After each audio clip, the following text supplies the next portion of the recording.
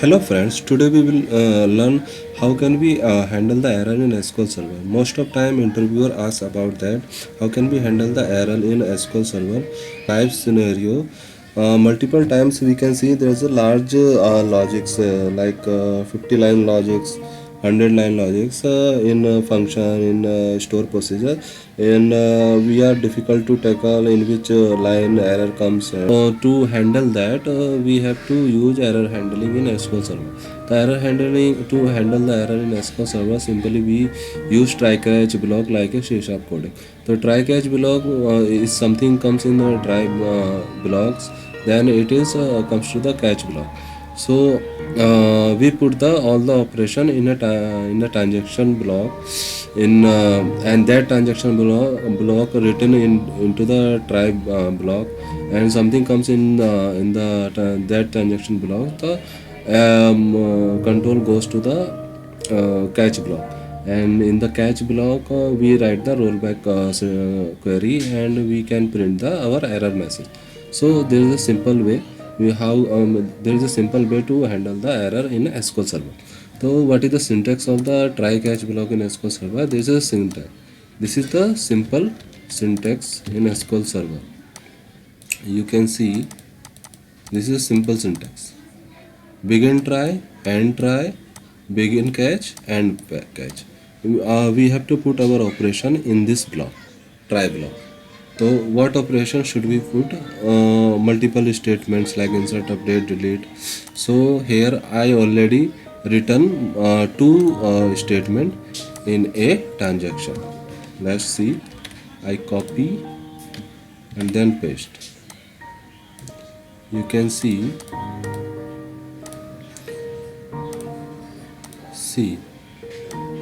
this is two sentence. One is a insert statement, second is a update statement. So first is a correct statement. Second, I put the problematic value in the salary column. Salary column is a integer value.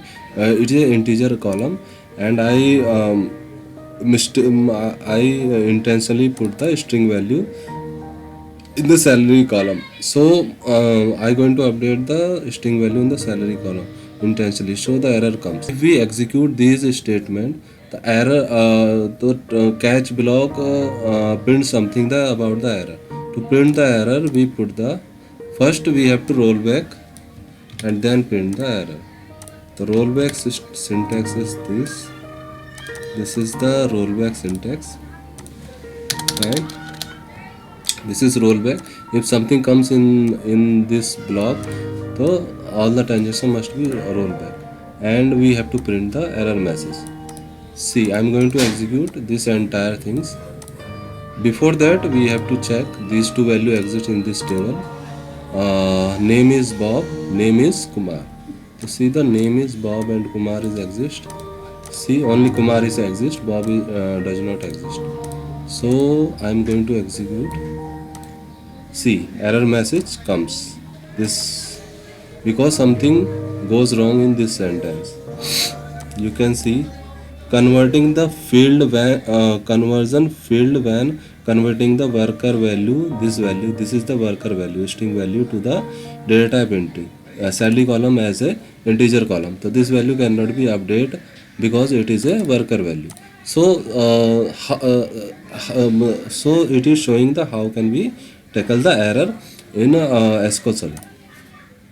So if we check कि this value are inserted, no, Bob name not inserted, Kumar value also not updated.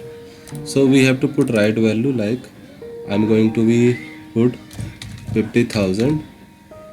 Kumar value, Kumar salary should be 50,000, and Bob value should be inserted in this table, EMP table. So I'm going to execute again. See, now both rows are affected. If I am going to select, see, Bob inserted, Kumar value updated as a 50,000. This is the error handling in SQL Server. The most of time interviewer asks the scenario, simple scenario they ask, how can we handle the error and how can we tackle the error message.